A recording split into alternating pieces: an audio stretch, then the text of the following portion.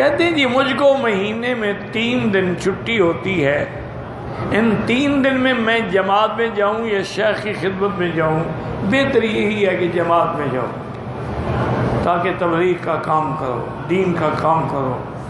शेख की सोबत में तो सिर्फ तेरी इस्लाह होगी ना, औरों का तो फ़ायदा कोई नहीं होगा ना, उसमें औरों का भी फ़ायदा हो।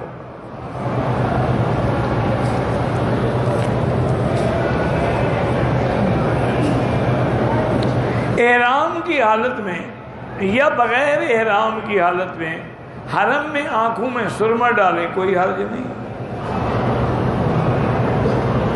जिंदा के लिए तवाफ या उम्रा नहीं कर सकते, अपने लिए करके उसके लिए दुआ करो। मस्जिद आयशा से उम्रा करना जायज़ है, चाहे 100 भी करो, लेकिन अफजल ये है कि जितनी देर उम्रे में लगाते हो उतनी देर तवाफ़ करते रहो, तो ये ज़्यादा अफजल है। चूँकि तवाफ़ में काबे के करीब रहोगे, उम्रे के लिए तो बाहर जाओगे ना, तो इसलिए अगर तवाफ़ ज़्यादा करें। फिर मस्जिद आयशा के उम्रे में आइम्मा के नज़दीक इख्तलाफ भी है, तवाफ़ में तो कोई इख्तलाफ नहीं।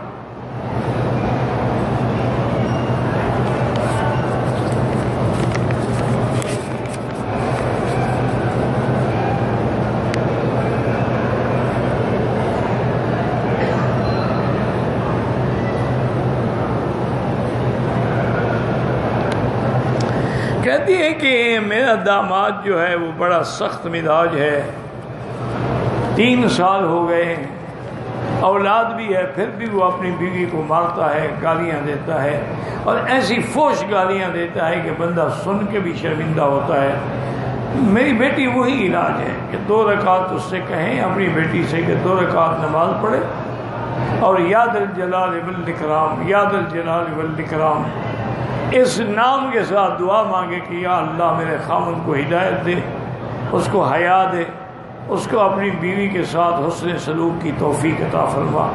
बेहतर है दुआ करो, अल्लाह पाक कादिर हैं, अल्लाह उसको हिदायत दे दे।